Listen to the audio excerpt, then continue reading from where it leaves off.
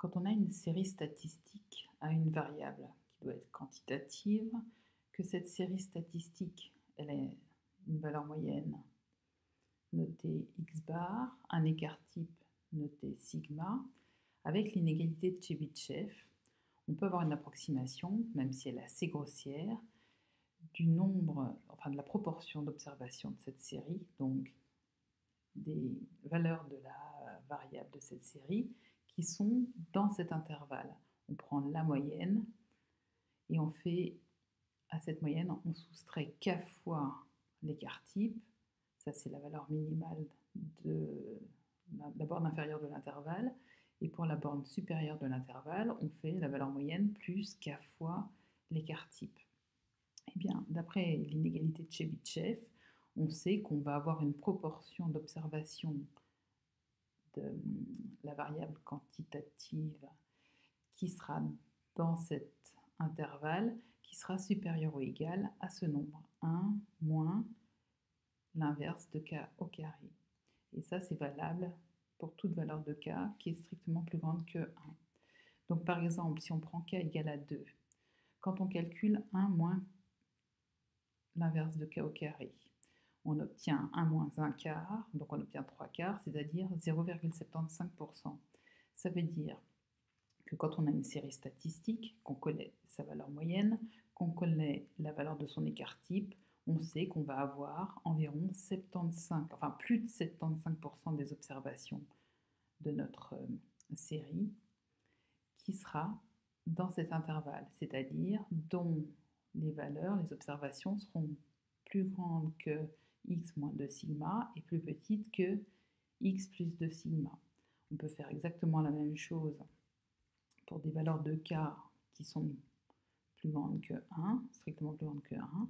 Donc par exemple pour k égale à 4, on trouve cette fois-ci 1 moins 1 sur k au carré qui est égal à 15 16e, c'est-à-dire 0,9375, ce qui veut dire que pour la série statistique qu'on est en train d'étudier, on sait qu'on aura 93,75% des observations qui sont faites qui vont être comprises entre ces deux valeurs, c'est-à-dire qui vont être dans cet intervalle.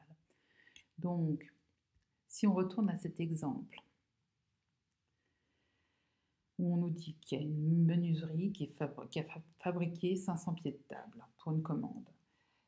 Et pour que ces pieds de table conviennent, ils doivent peser 2 kg, mais on tolère 100 grammes de différence en fait. Donc ça veut dire qu'on peut tolérer 100 grammes de moins ou 100 grammes de plus. Donc on accepte les pieds de table qui ont un poids qui est compris entre 1,9 kg et 2,1 kg. C'est la tolérance qui est acceptée. Et donc la menuiserie, elle fabrique ses 500 pieds de table et ils se rendent compte que donc, le poids moyen est bien de 2 kg, donc là ils sont contents, mais ils ont un écart type de 10 grammes. On veut savoir combien de pieds vont remplir les conditions de la commande, c'est-à-dire combien parmi ces 500 pieds on va avoir un poids qui est compris entre 1,9 kg et 2,1 kg.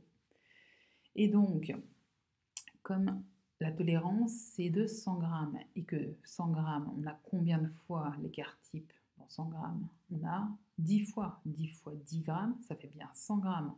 Donc, en fait, on retourne là-dedans, à ce niveau-là.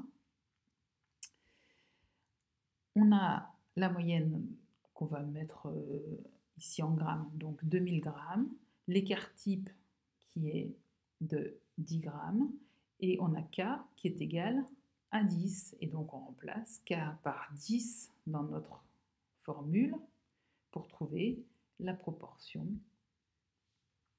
donc le pourcentage de pieds des 500 pieds, enfin, le pourcentage de pieds qui vérifie les conditions de la commande.